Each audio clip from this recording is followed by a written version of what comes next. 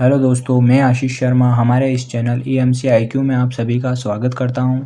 आज इस वीडियो में बात करने जा रहे हैं हम आपके BSc सेकंड ईयर के जो एग्ज़ाम होने वाले हैं MDSU में, उसके एग्ज़ाम पैटर्न और मैथमेटिक्स सब्जेक्ट के जो आपके 3 पेपर होंगे, पेपर फर्स्ट, पेपर सेकंड और पेपर थर्ड, उनकी तैयारी किस तरह से हम कर सकते हैं एक अच्छे ढंग से, जिसको हम कम समय में हम आसानी से अच्छे मार्क्स, पूरे में से पूरे मार्क्स ला सकते हैं। तो सबसे पहले हम स्टार्ट करते हैं हमारे एग्ज़ाम पैटर्न से। आपको इस वीडियो में कुछ शोर थोड़ा सुनाई दे सकता है, तो आप उस चीज़ को थोड़ा नेगलेक्ट करें और आपके जो हम बात करने वाले हैं उसके आप ध्यान कंसंट्रेट करें अपना। ओके, तो सबसे पहले हम बात करते हैं हमारे एग्ज़ाम पैटर्न के हिसाब से कि हमारा एग्ज़ाम पैटर्न किस हिसाब से आने वाला है। तो बहुत सारे बच्चों को पता चल गया होगा, तो एक बार हम वापस उस चीज़ को देख लेते हैं कि सबसे पहले हम बात करते हैं हमारा जो इस साल एग्ज़ाम पैटर्न होने वाला है, वो होने वाला है अपने पास 50% मार्क्स के क्वेश्चन हमको पेपर में अटैम्प्ट करने हैं। देखो, ये वर्ड हमने लिखा है 50% मार्क्स के क्वेश्चन अटैम्प्ट करने हैं। जैसा कि आपका पेपर है आपके 100 मार्क्स का, तो आपको 50 मार्क्स के क्वेश्चन ही अटैम्प्ट करने हैं। अब 50 मार्क्स में से आपको कितने क्वेश्चन आप नंबर ला पाते हो, कितने, वो डिपेंड करता है आप कितना लिख के आए हो। ठीक है, तो आपको अटैम्प्ट कितने करने हैं वो पैटर्न है हमारा कि आप 50 में से 50 भी ला सकते हो, 50 में से 40 भी ला सकते हो। वो तो आप जो जितना लिख के आओगे वो आप पे डिपेंड करता है। तो हमारा जो मैथमेटिक्स का जो पेपर होने वाला होगा वो होगा इस साल हमारा 75 मार्क्स का, जैसा कि हर साल होता है। मतलब पेपर वो का वही रहेगा, पेपर में कोई चेंजेस नहीं होंगे कि 75 मार्क्स का पेपर होता है तो वो का वही रहेगा। हमको अटैम्प्ट कितने मार्क्स के करने हैं, इनमें से 37.5 मार्क्स, या हम बोल सकते हैं कि 38 मार्क्स के क्वेश्चन हमको अटैम्प्ट करने हैं। ये चीज़ हमको यहाँ पे ध्यान रखनी है, ठीक है ना। तो ये चीज़ का आप ध्यान रखें कि आपको 37.5 या 38 मार्क्स के क्वेश्चन अटैम्प्ट करने हैं। अब आप इसमें से 38 से 38 भी ला सकते हो और इससे वो आप कम भी आ सकते हैं, वो डिपेंड करता है आप कितना लिख के आए हो। ये तो हो गई हमारी फर्स्ट बात। पेपर आपका वो का वो आने वाला है, क्वेश्चन आएंगे आपके पूरे 18 के 18 क्वेश्चन। ठीक है, 18 के 18 क्वेश्चन में जो फर्स्ट जो पार्ट रहता है, आपके 3 पार्ट्स आते हैं इसमें। फर्स्ट पार्ट आता है आपका 10 क्वेश्चन आते हैं आपके 1.5 मार्क्स के। सेकेंड पार्ट में आपके 5 क्वेश्चन आते हैं 3 मार्क्स के, और थर्ड मार्क्स में आपके 3 क्वेश्चन आते हैं आपके 15 मार्क्स के। इस तरह से 3 पार्ट्स होते हैं आपके पेपर के, तो ये आपको ध्यान रखना है। ठीक है, 2 चीज़ें तो हमने बात की, आपको 50% मार्क्स के क्वेश्चन ही अटैम्प्ट करने। और इस बार जो आपके पेपर में एक और चीज़, वो अच्छा बेनिफिट आपको जो मिला है वो है कि आप अथवा वाले क्वेश्चन भी अटैम्प्ट कर सकते हो और उसके भी आपके नंबर आपको मिलेंगे। ये आपके लिए बहुत बेनिफिट वाली बात है, क्योंकि पहले क्या होता था कि अथवा वालों में से एक क्वेश्चन करना होता है। यदि इस बार हम एक चैप्टर कोई भी कंप्लीट करते हैं और उसके दोनों क्वेश्चन अथवा में आ रहे हैं, मतलब एक क्वेश्चन ऊपर और एक क्वेश्चन नीचे, अथवा के नीचे आ रहा है, यदि हम दोनों को अटैम्प्ट करते हैं तो हमारे दोनों के मार्क्स हमारे ऐड होंगे। ये हमारे इस बार बेनिफिट है। ठीक है, ये तो हुआ हमारा एग्ज़ाम पैटर्न। अब हमको किस हिसाब से तैयारी करनी है, किस डायरेक्शन में हमको तैयारी करनी है, तो वो हमें पता होना चाहिए। क्योंकि एक बात मैं मतलब पर्सनली आपको बता देना चाहता हूँ कि आपके पता है, आपको मतलब आपके फर्स्ट ईयर के एग्ज़ाम हुए नहीं है और आपके सेकंड ईयर के एग्ज़ाम और फाइनल ईयर के एग्ज़ाम से आपका एग्रीगेट जो BSc का रिज़ल्ट बनता है वो आपकी मार्कशीट बनेगी। मतलब दोनों साल के जो एग्ज़ाम के जो आपके परसेंटेज है वो इम्पोर्टेंट है। तो आपको यदि परसेंटेज अच्छे बनाने हैं BSc में, ठीक है, मतलब कोई भी बच्चा हो उसके मतलब 70% से अबव बन जाते हैं तो वो एक अच्छे परसेंटेज माने जाते हैं। तो यदि आपको इस लेवल पे या इस मतलब इस चित्र से अबव आपको परसेंटेज बनाने हैं, तो ये साल जो आपके सेकंड ईयर के एग्ज़ाम हो रहे हैं वापस, या मतलब जो लेट हो रहे हैं, वो आपके लिए बहुत बड़ी बेनिफिट वाली बात है। क्योंकि इस साल आप आसानी से परसेंटेज बना सकते हो, क्योंकि अगले साल क्या होगा, आपका पूरा का पूरा पेपर होगा, मतलब कुछ आपको छूट मिले नहीं मिले तो उसमें आपका एक चैलेंज रहेगा बनाने में, तो उसमें भी बना सकते हैं, लेकिन एक चैलेंजिंग वाली बात रहेगी। यहाँ पे क्या है, आपको कोई भी कुछ चैप्टर पढ़ने हैं, उससे आप पूरे में से पूरे नंबर ला सकते हो, तो आपके इस साल बनाने के चांसेस बढ़ जाते हैं। तो यदि जिसको परसेंटेज बनाने हैं अच्छे, तो वो इस साल कवर कर सकता है। ये तो हो गई हमारे फ़ायदे वाली बात। अब हम बात करते हैं कि हमको किस तरह से तैयारी करनी चाहिए। तो जो थर्ड पॉइंट मैंने आपके लिए लिखा है, ये बहुत इंपॉर्टेंट पॉइंट है। मैथ्स का कोई भी पेपर हो, आपको जो टारगेट रहना चाहिए, या आपका जो टारगेट रहना चाहिए, वो क्या रहना चाहिए कि 4 बड़े प्रश्न को हमको टारगेट करना है। 4 बड़े प्रश्न मतलब जो बड़े मार्क्स के क्वेश्चन आते हैं ना, 15 मार्क्स के, मतलब ये इस तरह से आते हैं, 7.5 इस तरह से क्वेश्चन आते हैं, 7.5 15, ऐसे कुल मिला के 6 क्वेश्चन आते हैं। 3 क्वेश्चन की जगह कितने क्वेश्चन आते हैं, 6 क्वेश्चन। तो आपको इनमें से 7.5 मार्क्स के टोटल कितने क्वेश्चन अटैम्प्ट करने हैं, आपको टारगेट करना है 4 क्वेश्चन, इससे आपके कितने नंबर कवर हो रहे हैं? 30 मार्क्स के। ठीक है, तो कोई भी पेपर हो, फर्स्ट पेपर हो, सेकंड पेपर हो या थर्ड पेपर हो, आपको जो टारगेट करने हैं वो कितने क्वेश्चन करने हैं? आपको 4 बड़े क्वेश्चन को टारगेट करना है। उसके बाद आपको मीडियम क्वेश्चन पे जाना है जो 3 मार्क्स के है। उसके बाद आपको स्मॉल क्वेश्चंस पे जाना है 1.5 मार्क्स के जो क्वेश्चन है। यदि आप छोटे क्वेश्चंस को या मीडियम क्वेश्चंस को टारगेट करते हो तो इससे आपका एक जो नेगेटिव पॉइंट रहेगा वो ये रहेगा कि फिर बहुत बार क्या होता है कि छोटे क्वेश्चंस हमको समझ में नहीं आते, क्योंकि छोटे क्वेश्चंस कहीं से भी आ सकते हैं। तो उस टाइम फिर बड़े क्वेश्चंस भी नहीं आ रहे, हम छोटे क्वेश्चंस ही पढ़ गए उन्हीं को टारगेट कर रहे हैं, तो हमारे पेपर में छूटने के ज़्यादा चांसेस रहते हैं। इससे अच्छा तो आप जो बड़े क्वेश्चन है उनको टारगेट करो। यदि हमने बड़े क्वेश्चन कर लिए तो हमारे 30 मार्क्स को वैसे ही कंप्लीट हो गए। अब बचे कितने हमारे पास? 8 मार्क्स। तो 8 मार्क्स तो हम आराम से इनमें से ला ही सकते हैं। तो ये आपको ये पैटर्न बिल्कुल ध्यान में रख के ही आपको पेपर की तैयारी करनी है। तो अब हम थोड़ा एनालिसिस कर लेते हैं कि फर्स्ट पेपर, सेकंड पेपर और थर्ड पेपर को हमको किस तरह से कौन से चैप्टर है जो हमारे लिए इम्पोर्टेंट है या कौन से चैप्टर को हमको पढ़ना है। तो सबसे पहले जो हम बात करते हैं वो बात करते हैं हम पेपर फर्स्ट की, जो आपका पेपर फर्स्ट है। ठीक है ना, सबसे पहले किसकी बात करेंगे हम? पेपर फर्स्ट की। पेपर फर्स्ट कौन सा होता है आपके पास? अमूर्त बीजगणित। कौन सा होता है? अमूर्त बीजगणित। इस पेपर की यदि बात करें तो ये पेपर कितने मार्क्स का होगा आपके? 75 मार्क्स का पेपर होगा। बिल्कुल ठीक है, वही 18 क्वेश्चन आने हैं आपके पूरे पेपर में। पेपर पैटर्न वो का वो रहेगा, कोई चेंजेस नहीं होंगे पैटर्न में। 75 मार्क्स का पेपर होने वाला है और 18 क्वेश्चन उस पेपर में आने वाले हैं। अब बात करते हैं कि इसमें हमको किस तरह से पढ़ाई करनी चाहिए। तो आपको पता है कि कोई हर पेपर में कितनी यूनिट्स होती है अपने पास? 3 यूनिट्स होती है, कि यूनिट फर्स्ट, यूनिट सेकंड और यूनिट थर्ड। हर पेपर में अपने पास कितनी यूनिट्स होती है? 3 यूनिट होती है। अमूर्त बीजगणित की आपके पास एक पूरी एक किताब है, मतलब पूरे तीनों पेपर, मतलब सॉरी तीनों यूनिट्स एक ही बुक में है आपके पास। ठीक है, लेकिन अमूर्त बीजगणित में आप जब बुक देखोगे तो आप उसमें एक चीज़ देखोगे कि इसमें इस बुक को 2 पार्ट्स में डिवाइड किया गया। ये पार्ट 1 है और ये पार्ट 2 है। जो फर्स्ट पार्ट में आता है वो आता है अपने पास समूह सिद्धांत, और सेकंड पार्ट आता है आपके पास वलय सिद्धांत। ठीक है, मतलब बुक तो एक ही है लेकिन उसमें 2 पार्ट्स डिवाइड करके, पहला पार्ट है समूह सिद्धांत और सेकंड पार्ट है अपने पास वलय सिद्धांत। जो समूह सिद्धांत है उसमें भी अपने 5 चैप्टर है, फर्स्ट, सेकंड, थर्ड, 4 और 5। और ऐसे वलय सिद्धांत की बात करें तो इसमें भी अपने पास कितने चैप्टर है? 5 चैप्टर है। ठीक है, रिंग थ्योरी, वलय सिद्धांत यानी रिंग थ्योरी, तो इसमें भी अपने पास कितने चैप्टर है? 5 चैप्टर है। ठीक है, अब यूनिट्स कितनी है अपने पास? 3 यूनिट्स है। तो हमें पता होना चाहिए कि कौन सी यूनिट में कौन से चैप्टर इंक्लूड है। तो जो समूह सिद्धांत के जो फर्स्ट 2 चैप्टर है वो कौन सी यूनिट में इंक्लूड है अपने पास? फर्स्ट यूनिट में। जो बाकी के 3 चैप्टर्स है वो इंक्लूड है अपने पास सेकेंड यूनिट में। और जो वलय सिद्धांत है वो कंप्लीट 5 चैप्टर किस में इंक्लूड है अपने पास? थर्ड यूनिट में। तो इस तरह से यूनिट का बंटवारा किया गया है। ठीक है, तो अब हमको किस तरह से यूनिट को पढ़ना चाहिए, कौन सी यूनिट को पढ़ना चाहिए, ये आपके दिमाग में क्वेश्चन आ रहा होगा। तो एनालिसिस करने पर, ठीक है, और आपके जो अभी एग्ज़ाम पैटर्न है उसको देखते हुए सही तरीका यही होगा कि आप कोई भी एक यूनिट को अच्छी कंप्लीट कर ले।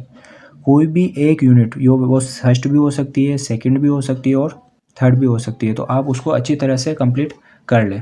यदि आप तीनों यूनिट्स में से एक यूनिट अच्छी तरह से कंप्लीट कर लेते हो तो आपके पूरे में से पूरे मार्क्स आ जाएंगे। कैसे? एक एग्जांपल मैं आपको बताता हूँ कि 3 यूनिट्स है आपके पास, मतलब इनमें जो यूनिट्स में जो मार्किंग का बंटवारा रहता है मार्क्स का, वो रहता है 25 मार्क्स, 25 मार्क्स और 25 मार्क्स का। मतलब कि एवरेज आप में कभी कभी ऊपर नीचे हो जाता है, कभी कभी ये 27 का आ गया तो ये 23 का आ जाएगा। मतलब इस तरह से यूनिट्स का बंटवारा हो सकता है। तो जो एवरेज मार्क्स रहते हैं वो 25, 25 और 25 इस तरह से डिवाइड होते हैं। यदि हम एक यूनिट को कंप्लीट कर लेते हैं तो इससे हमारे 25 मार्क्स तो ये कंप्लीट हो जाएंगे, पहली बात तो ये। और सेकंड ये है कि हमने अभी देखा था, जो सेकंड हमारा पॉइंट था स्टार्टिंग में एग्ज़ाम पैटर्न में, कि हम अथवा वाले क्वेश्चंस को भी अटेम्प्ट कर सकते हैं। मतलब जो आपका बड़ा क्वेश्चन आएगा 15 मार्क्स का, उसके अथवा में एक और 15 मार्क्स का क्वेश्चन, मतलब 15 मार्क्स का एक और क्वेश्चन आएगा। मतलब हम उसको भी यदि कर लेते हैं, हम यूनिट पढ़ेंगे तो वो क्वेश्चन भी, और वो भी उसमें से ही आएगा। तो यदि वो 15 मार्क्स भी हम कंप्लीट हो जाएंगे हमारे, और मतलब उसको भी अटेम्प्ट कर लेते तो हमारे पास कितने मार्क्स के क्वेश्चन हो जाएंगे? 40 मार्क्स के। तो इस तरह से हम हमारे एक यूनिट कंप्लीट करके हमारे पूरे पेपर में हम कंप्लीट से कंप्लीट नंबर ला सकते हैं। और ये मैथ्स की बात नहीं है, आप फिजिक्स और केमिस्ट्री किसी की भी बात करते हो तो आप यदि कोई भी एक यूनिट कंप्लीट कर लो, आपके फुल में से फुल मार्क्स आने के पूरे चांसेस बढ़ जाते हैं। ठीक है ना। तो इस तरह तो हुआ कि आप, और अब ज़रूरी नहीं है कि आप फर्स्ट यूनिट ही कंप्लीट करो, सेकंड यूनिट ही कंप्लीट करो या थर्ड यूनिट ही कंप्लीट करो। वो डिपेंड करता है आपने पहले कौन से चैप्टर को अच्छे से पढ़ा है। बहुत सारों ने रिंग वाले अच्छी पढ़ी है तो आप वो वाले यूनिट में जाओ, किसी ने फर्स्ट सेकंड चैप्टर अच्छे पढ़े तो उन पर जाओ। तो वो डिपेंड करता है कि आपने पिछले साल कितनी अच्छी तैयारी की है या इस साल कौन से चैप्टर्स को आप पढ़ रहे हो। ठीक है, पहली बात तो ये हुई। और जो जिसने अभी तक कुछ नहीं पढ़ा तो उसके लिए मेरा यही सजेशन है कि आप फर्स्ट यूनिट को कंप्लीट करें, क्योंकि इसमें 2 चैप्टर्स ही है आपके पास, फर्स्ट और सेकंड चैप्टर। तो आप उसको अच्छे से, जो भी उसमें थ्योरम्स है उनको अच्छी तरह से पढ़ ले तो आपका काम आराम से हो जाएगा। इसके अलावा एक यूनिट तो आपको पढ़नी है, इसमें मेरा सजेशन ये है कि आप फर्स्ट यूनिट पढ़े, उसका फर्स्ट और सेकेंड चैप्टर पढ़े। सेकेंड पॉइंट ये है कि आप इम्पोर्टेंट डेफिनेशंस यानी जो सारे चैप्टर्स ये या सारी यूनिट्स की जो इम्पोर्टेंट डेफिनेशंस है उनको भी आप अच्छी तरह से कंप्लीट करें। ठीक है, क्योंकि इम्पोर्टेंट डेफिनेशंस आराम से हम एक वीडियो बना के हम आपको उपलब्ध करा देंगे, और आप अपने स्तर पे अपने बुक से जो पुराने क्वेश्चंस आए हुए छोटे छोटे उनको एक बार रिवाइज कर ले, क्योंकि बहुत बार कुछ बड़ा क्वेश्चन नहीं आए बाई चांस आपको, तो आप छोटे क्वेश्चंस को उससे कवर कर सकते हो। तो ये तो बात हुई हमारे पेपर नंबर फर्स्ट की। अब हम बात करते हैं पेपर सेकंड की, जो है हमारा अवकल समीकरण। ठीक है, डिफरेंशियल इक्वेशन। 75 मार्क्स का हमारा पेपर होगा। 18 मार्क्स के हमारे वही क्वेश्चन आएंगे, टोटल 18 क्वेश्चन आएंगे। इसमें भी हमारे पास 3 यूनिट है, फर्स्ट यूनिट, सेकेंड यूनिट और थर्ड यूनिट। जब हम अवकल समीकरण की बात करते हैं तो इसकी भी हमारे सिलेबस में एक बुक है जिसमें तीनों यूनिट्स इंक्लूड है। अब कौन कौन से चैप्टर कौन सी यूनिट, मतलब कौन कौन सी यूनिट में कौन कौन से चैप्टर इंक्लूड है, जब वो हम देखते हैं तो जो इसमें भी हमारे पास इस बुक के भी कितने पार्ट है, मतलब एक ही बुक में 2 पार्ट है। इसमें एक फर्स्ट पार्ट है हमारे पास और एक सेकंड पार्ट है। एक तो हमारे पास क्या है, फर्स्ट पार्ट है, और एक हमारे पास क्या है, इसमें सेकंड पार्ट है। तो अब देखो कौन से चैप्टर कौन सी यूनिट में इंक्लूड है वो आपको पता होना चाहिए। जो फर्स्ट पार्ट की बात करें तो इसमें टोटल कितने चैप्टर है, 1 2 कहाँ तक है, 4 5 6, टोटल मिला के कितने चैप्टर है, 6 चैप्टर है। जब हम सेकंड पार्ट की बात करते हैं तो इसमें 1 2 लगाकर कितने चैप्टर है, 7 चैप्टर है। ठीक है ना, कि फर्स्ट यूनिट की बात करें तो फर्स्ट पार्ट की बात करें तो इसमें 6 चैप्टर है, और सेकंड पार्ट की बात करें तो उसमें कितने चैप्टर है, टोटल 7 चैप्टर है। तो अब यूनिट्स में इसको कैसे डिवाइड किया गया है, तो फर्स्ट यूनिट में अपना पूरा फर्स्ट पार्ट इंक्लूड है। जो आपके फर्स्ट पार्ट के टोटल चैप्टर है ना, 1 2 3 4 5 और 6, सारे चैप्टर किस में इंक्लूड है आपके पास, यूनिट फर्स्ट में इंक्लूड है। हम बात करते हैं यदि यूनिट सेकंड, तो यूनिट सेकंड की यदि हम बात करें तो जो आप बात करते हैं पार्ट सेकंड के फर्स्ट सेकंड थर्ड और फोर्थ, ये 4 चैप्टर है जो आपके किस में इंक्लूड है, यूनिट सेकंड में। और आप यूनिट थर्ड की बात करते हैं तो इसमें पार्ट सेकंड के बचे हुए चैप्टर 5 6 और 7, ये 3 चैप्टर आपके इंक्लूड है। तो इस तरह से आपके चैप्टर्स का डिवाइडेशन है। तो ये तो हमें आया समझ में डिवाइडेशन। वही प्रायोरिटी क्या देनी है हमको, कि आपको क्या करना है कि कोई भी एक यूनिट कंप्लीट कर लो। वो डिपेंड करता है आपको कि आपने कौन से चैप्टर अच्छे से पढ़े हैं पहले या अभी कौन से चैप्टर पढ़े हैं। तो आप कोई भी तीनों में से एक यूनिट कंप्लीट कर लो, आपको अच्छे से पेपर सॉल्व कर पाओगे। ठीक है, देखो एक चीज़ मैं आपको और बताना भूल गया कि आपको क्या करना है, आपको कोई भी स्टार्टिंग में जैसे हमने बात की है कि आपको कोई भी 4 बड़े क्वेश्चन टारगेट करने हैं। आपका टारगेट क्या होना चाहिए कि आपको कोई भी 4 बड़े क्वेश्चन टारगेट करने हैं, फिर आपको छोटे क्वेश्चंस पे जाना है। तो इसमें भी ऐसा ही करना है आपको। तो एक तरीका तो प्रायोरिटी तो क्या होनी चाहिए, आपको कोई भी एक यूनिट कंप्लीट कर लो। और यदि आपको ऐसा लग रहा है कि हमारे पास अब इतना टाइम नहीं है या हम इतना नहीं पढ़ पाएंगे, तो आपको एक स्ट्रेटजी के साथ चलना चाहिए। जो मेरा एनालिसिस है वो मैं आपको बताना चाहूँगा, तो आप उस पर चल सकते हो। वो डिपेंड करता है कि आपको अच्छा लगे या नहीं लगे।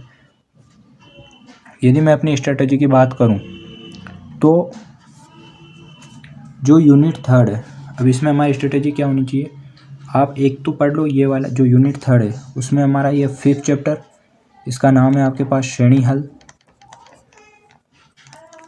6th चैप्टर लाप्लास रूपांतरण। मतलब इन 2 चैप्टर्स को आप इंक्लूड कर लो, क्योंकि इस वाले चैप्टर से आपके आते हैं 2 बड़े क्वेश्चन, मतलब 2 बड़े क्वेश्चन आते हैं। लाप्लास रूपांतरण से आपका एक बड़ा क्वेश्चन आता है, और इसके अलावा आप पढ़ो ये वाला चैप्टर, फर्स्ट वाला चैप्टर, इसका नाम है आपके पास द्वितीय कोटि के अवकल समीकरण। क्या नाम है इसका? द्वितीय कोटि के अवकल समीकरण। मतलब द्वितीय कोटि के जो अवकल समीकरण रहते हैं उनको हल करना है हमको इसमें। और इसमें भी जो इम्पोर्टेंट है वो क्या है? प्राचल विधि, प्राचल विचरण विधि। यदि आप इस मेथड को अच्छे से कर लेते हो तो आप पिछले साल के अनसोल्व पेपर को उठा के देख सकते हो। प्राचल विचरण विधि और श्रेणी हल और लाप्लास रूपांतरण, इनमें से इसके 2 क्वेश्चन श्रेणी हल के बड़े, लाप्लास रूपांतरण का एक बड़ा क्वेश्चन और प्राचल विचरण विधि फिक्स है हर साल। यदि आप पिछले साल के पेपर उठा के आराम से इसको एनालिसिस कर सकते हो। ठीक है, तो आपको कौन से चैप्टर कंप्लीट करना है? श्रेणी हल वाला पूरा कंप्लीट कर लीजिए, लाप्लास रूपांतरण वाला पूरा कंप्लीट कर लीजिए, और द्वितीय कोटि के अवकल समीकरण में पहले तो आप प्राचल विधि को अच्छे से कंप्लीट करिए। ठीक है ना, ये कौन सा है? 1.4 है, ये 1.4 एक्सरसाइज है, तो आप इसको कंप्लीट कर लिए। इसके अलावा जो मेथड है उसको भी आप पढ़ सकते हो, तो उससे आपको यार एक्स्ट्रा क्वेश्चन कवर हो जाएगा। ठीक है, तो आपका जो पहली प्रायोरिटी रहनी चाहिए वो क्या रहनी चाहिए? इन 3 चैप्टर्स आपको क्लियर करने हैं। उसके अलावा आप क्या कर सकते हो? इसके अलावा आप कर सकते हो कि इम्पोर्टेंट डेफिनेशंस क्लियर कर सकते हो। यदि आप इन चैप्टर्स को कंप्लीट करोगे तो इससे छोटे क्वेश्चंस भी कवर होंगे, मीडियम क्वेश्चंस भी कवर होंगे, प्लस आप उसके साथ इंपॉर्टेंट डेफिनेशंस कवर कर लीजिए, जो हम आपको पीडीएफ की सहायता से उपलब्ध करा देंगे।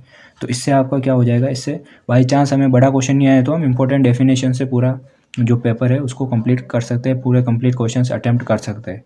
तो ये आप ध्यान रखिए। तो यदि आपको कुछ चैप्टर्स आते हैं पहले से तो आप यूनिट कंप्लीट कीजिए, प्रायोरिटी आपकी वही होनी चाहिए। और यदि आपको लग रहा है कि नहीं अभी कोई चैप्टर इंक्लूड नहीं है और इसमें ऐसा है कि अवकल समीकरण में क्वेश्चन बहुत सारे हैं, कोई भी एक्सरसाइज है उसमें क्वेश्चन बहुत सारे हैं, तो उसको देखते हुए यदि आप इन 3 चैप्टर्स को इंक्लूड करते हो, कंप्लीट करते हो, तो आपके लिए बहुत ज़्यादा बेनिफिट होने वाला। तो ये तो बात हुई हमारे पेपर नंबर 2 की। अब हम चलते हैं पेपर नंबर 3 पे। पेपर नंबर जो 3 है वो हमारा होता है यांत्रिकी का, जिसको हम इंग्लिश में बोलते हैं मैकेनिक्स। ठीक है, ये भी पेपर हमारे होता है 75 मार्क्स का पेपर होता है, और इसमें भी क्वेश्चंस आते हैं जो कितने आते हैं हमारे पास? 18 क्वेश्चंस आते हैं इसमें पास। जो ये वाला पेपर है यांत्रिकी, इसमें हमारे 2 बुक्स होती है। पहली बुक होती है हमारे पास गति विज्ञान, जिसको हम इंग्लिश में बोलते हैं डायनेमिक्स, और जो सेकेंड बुक आती है वो इसमें आती है हमारे पास स्थिति विज्ञान, जिसको हम बोलते हैं स्टैटिस्टिक्स। ठीक है ना, कौन सी हुई? पहली बुक है हमारे पास गति विज्ञान, सेकेंड बुक है हमारे पास स्थिति विज्ञान। ये 2 बुक्स है अपने पास। इसमें जो भी चैप्टर्स है वो ऑल चैप्टर्स की, मतलब पूरी बुक किस में इंक्लूड है? ये अपने पास यूनिट फर्स्ट में किस में इंक्लूड आती है? मतलब पूरी बुक के जो चैप्टर है, 6-7 चैप्टर है, जो भी चैप्टर है आपके पास वो किस में इंक्लूड है? यूनिट फर्स्ट में इंक्लूड है। गति विज्ञान की बात करें तो इसके जो यूनिट, इसमें कौन कौन सी यूनिट कंप्लीट है? यूनिट सेकंड और यूनिट थर्ड। इस तरह से इन चैप्टर्स का डिवाइडेशन किया गया है। जो यूनिट सेकंड है हमारे पास, कौन सी है? Unit second. उसमें हमारे पास कौन से चैप्टर इंक्लूड है? इसमें आपके पास है first chapter, second chapter, third chapter और फोर्थ चैप्टर। और जो बाकी के शेष चैप्टर है यानी 5, 6 और 7, जो बाकी के 3 चैप्टर है वो किस में इंक्लूड है? यूनिट थर्ड में। तो फर्स्ट यूनिट में तो कितने चैप्टर हो गए? स्थिति विज्ञान के जो चैप्टर है, एक अलग बुक है आपके पास, उसके सारे चैप्टर यूनिट फर्स्ट में इंक्लूड है। यूनिट सेकंड में आपके पास आ जाओ गति विज्ञान में। गति विज्ञान के जो स्टार्टिंग के जो 4 चैप्टर है वो किस में इंक्लूड है आपके पास? यूनिट सेकंड में। और आगे के जो 3 चैप्टर है वो किस में इंक्लूड है आपके पास? यूनिट थर्ड में। अब हम बात करते हैं कि हमको इसमें किस तरह से पढ़ाई करनी है। तो इसमें भी हमारी जो प्रायोरिटी है वो क्या रहेगी? कोई भी एक यूनिट आप कंप्लीट कर लीजिए। यदि आपको पहले से 2-3 चैप्टर कंप्लीट है आपके, और वो किसी यूनिट में आ रहे हो तीनों चैप्टर एक साथ, तो आप उस यूनिट को अच्छी तरह से कंप्लीट कर लीजिए, आपके कोई दिक्कत आने वाली नहीं है। और उसके साथ कुछ इंपॉर्टेंट डेफिनेशंस और छोटे छोटे क्वेश्चंस आप पढ़ लीजिए।